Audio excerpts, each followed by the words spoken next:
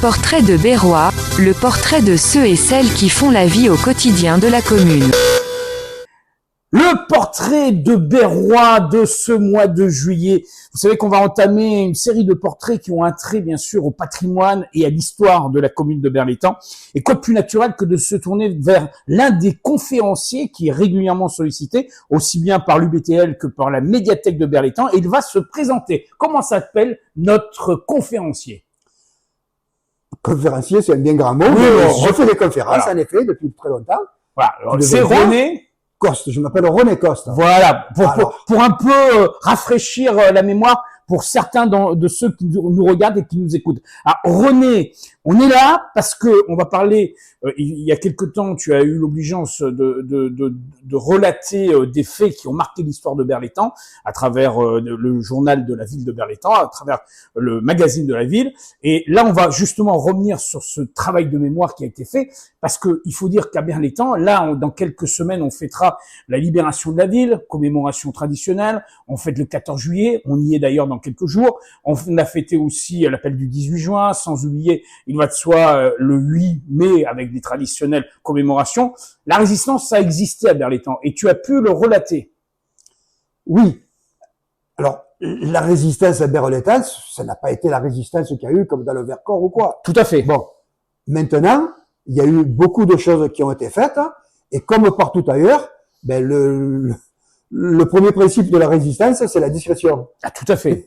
Si on ne veut pas tomber, alors c'était cloisonné, c'est-à-dire qu'il y avait plusieurs groupes de résistance, bien sûr, qui chacun ne connaissait pas ce que faisait l'autre, et heureusement, parce que si un groupe tombait, ça permettait aux autres de continuer. Bien sûr. Et il y a eu pas mal de choses de faites. Alors, évidemment qu'à Berre, vu que les Allemands qui avaient à la base, que c'était une unité de surveillance, pas de guerriers, des gens un peu plus âgés que ceux qui étaient disons que c'était pas un lieu stratégique. Stratégique, oui, au point de vue offensif, d'accord, exact. Après, au point de vue stratégique, c'était eux qui faisaient la surveillance sur la Méditerranée de tout ce qui se passait. Ils avaient quand même un sacré secteur. Ah, c'était un secteur important. Mais c'est pas une base armée. Ils avaient certainement quelques mitraillettes sur leurs engins ou quoi, mais ils tiraient pas des obus ou quoi. C'était pas une unité du tout offensive. Pas du tout. C'était pas une unité, voilà. Et là, la résistance à Berre a commencé à prendre forme. Voilà. Alors, sous plusieurs formes, mais toujours comme la résistance. D'accord. C'est-à-dire du renseignement. Oui.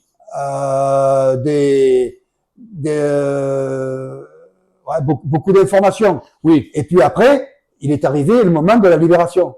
Tout à fait. Alors là, au moment de la libération, ben là, oui, il y a eu des faits. Il y en a qui ont essayé de sauver la base, de sauver une partie de la base, et certainement que la piscine aujourd'hui, si on a un peu... Oui, c'est ça, c'est justement le hangar où il y a la piscine a été sauvé, on va dire. Oui. Normalement, il aurait dû aussi disparaître. Ah ouais, parce que il y a 80% de la base qui a été sabotée. Hein. D'accord, voilà. Ok. Il y a les deux plus grands hydravions qui existaient au monde qui ont été sabotés dans un hangar qui était encore plus près de la ville de Berre. D'accord. Parce que le hangar de la piscine, c'était un hangar double, avec le hangar qui est derrière. Il y en avait un autre qui était en avant, du côté en allant vers le port. Oui. Et il y en avait un autre qui était derrière. D'accord.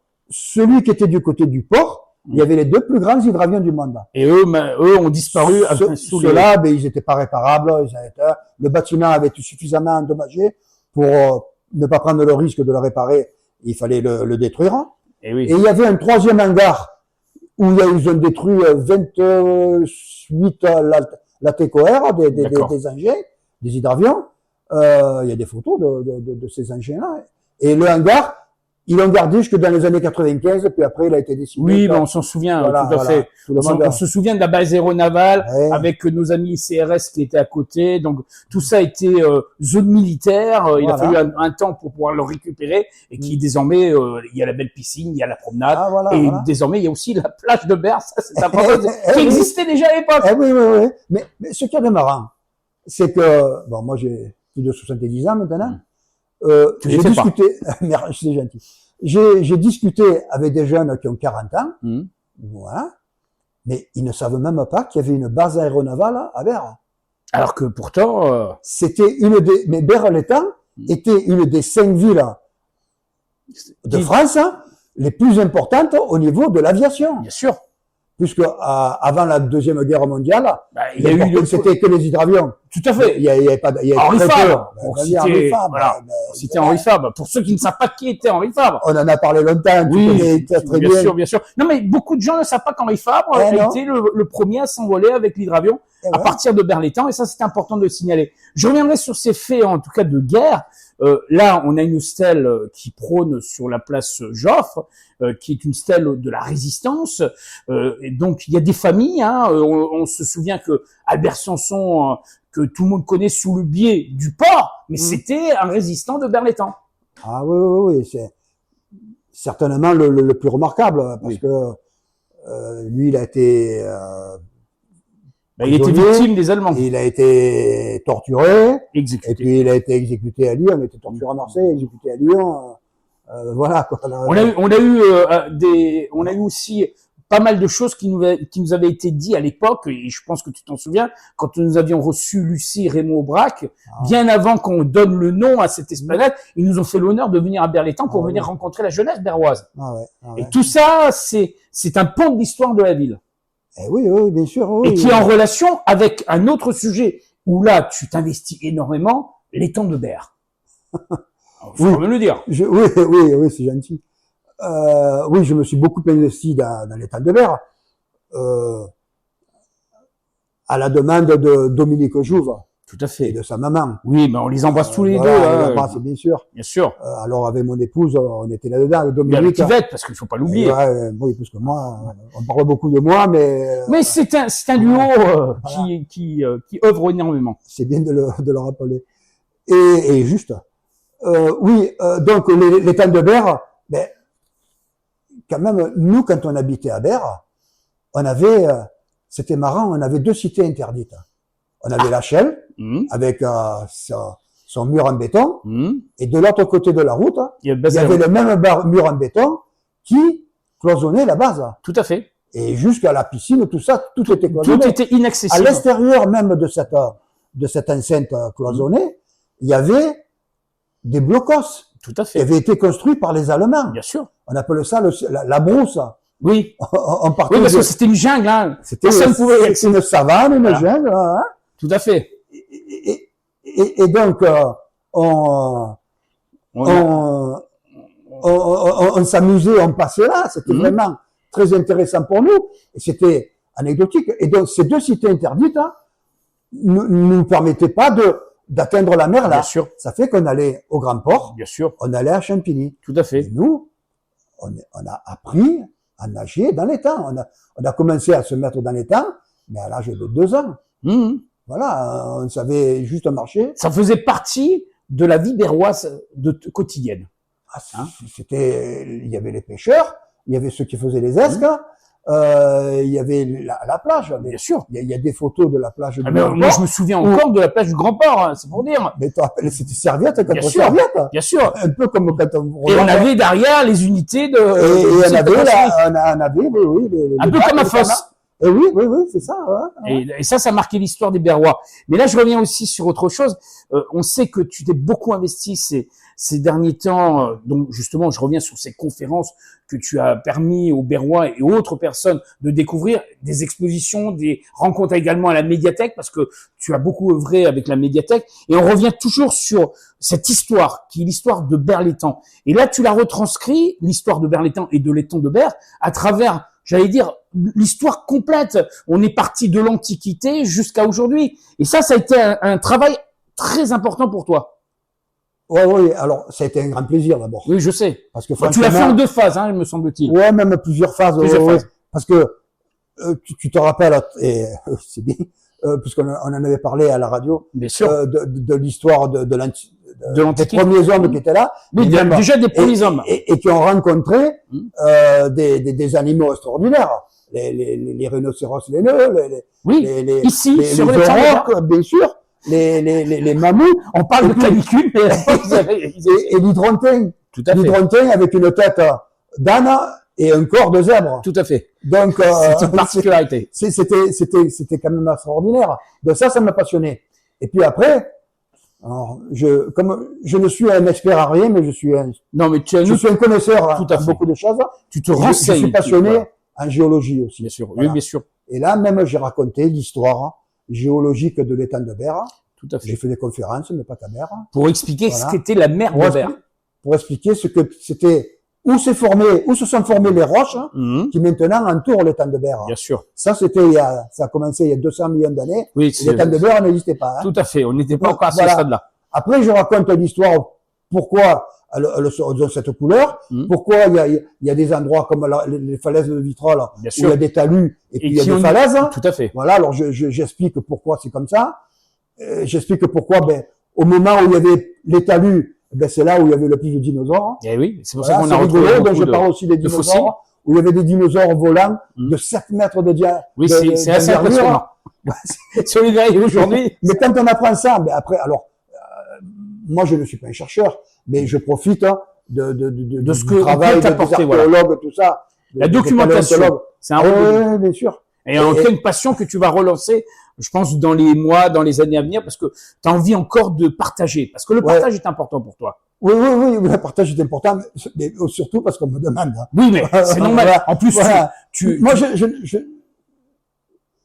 il y en a beaucoup qui ont fait ce que j'ai fait avant moi. Bien sûr. Qui ont fait des choses extraordinaires et que c'est parti aux oubliettes.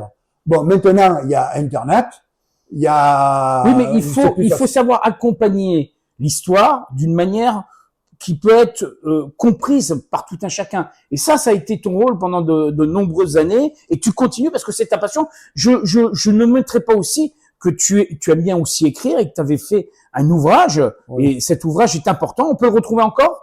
Il est disponible, je crois, sur la médiathèque. Sur la base aéronavale. Alors, c'est un livre qui a été fait par l'Ardan. Alors, l'Ardan, c'est l'association militaire qui s'occupe de tout ce qui a été fait sur l'armée de terre, l'armée de l'air et tout ça. Et cette association qui est officielle, qui est c'est très encadré. Voilà. À l'époque, moi, je fais partie d'une association qui s'appelle Mémoire de la dérogation, de Carrie Conan, et un autre Bérois, Gérard Martin. Oui. Voilà, on en parle d'Henri Fabre, on a fait des conférences avec Gérard, et on fait encore des animations. On va en faire une le 10 juillet, donc, pour la médiathèque. Je vais en faire une le 20 juillet, pour le forum. Voilà. Voilà. On donne des dates, c'est important. Voilà. Et, j'essaie de trouver les témoins. D'accord. Mais toi, pour celle du 20 juillet, avec le forum, ils veulent parler aussi du vieux Berre. Ah, oui. Alors là, j'ai trouvé Raymond Desmereaux, mon beau-frère, Alain Munier. Oui. Après, il y a Belloni. Toutes des noms de vieilles familles berroises. Eux, ils en savent plus que moi. Oui. Alors, c'est vrai que actuellement, je fais un peu la courroie de transmission entre tout ça. Il y a des besoins, il y a des recherches par des organismes, hein, le forum, la médiathèque, le BTA. Et moi, je fais ça. Et à partir de là, je fais des recherches. Et comme peut-être que ma meilleure spécialité, c'est d'arriver à faire la synthèse de tout. Tout à fait. J'arrive à faire le lien entre tout ça et à le rendre un peu plus ludique, un peu plus... et c'est pour ça qu'on peut dire que tu es un passeur de mémoire. Ben, si tu veux. Je prends ça comme un compliment. Oui, passeur de mémoire. Et venant de toi, je le prends encore mieux. Passeur de mémoire, fier d'être berrois. Ah oui, jamais. Oui, jamais. Nous, et là, en 2025, on aime encore plus Berre. Ah ben oui, c'est sûr. Oui, nous, quand on voit, là, cette année, pour les commémorations, pour le 80e anniversaire de la fin de la guerre, de la Deuxième Guerre mondiale, quand même. Surtout qu'en ce moment, les guerres, malheureusement, le devoir de mémoire est vraiment important. La mémoire est ravivée très fortement. Et donc, il est important de se rappeler ce qu'il y a eu. Et donc, toutes les commémorations qu'il y a eu cette année, faites par la coordination. La coordination des anciens combattants. Et puis aussi, le truc de Brégan, là, de Christian. Ah oui, c'est le souvenir français. Le souvenir français. Bien sûr. Le souvenir français, que maintenant, je vais rentrer avec eux. Avec leur donner un coup de main. Décidément. Voilà. Donc, on revient à l'essentiel. Le 10, c'est à la médiathèque, cette semaine. Et le 20, ça sera au forum. Pour le forum. Pour le forum. Une balade dans le Berre avec... Ah oui, ça, on sait que tu apprécies, tu aimes bien partager ces instants. En tout cas, René, on pourrait parler pendant des heures et des heures. Moi, ce que je te propose, c'est qu'on se retrouve dans quelques temps à nouveau et on reviendra sur l'histoire de la ville. Hein? On est OK? Merci encore à toi, René. À très bientôt. À bientôt. Merci. Portrait de Berrois, le portrait de ceux et celles qui font la vie au quotidien de la commune.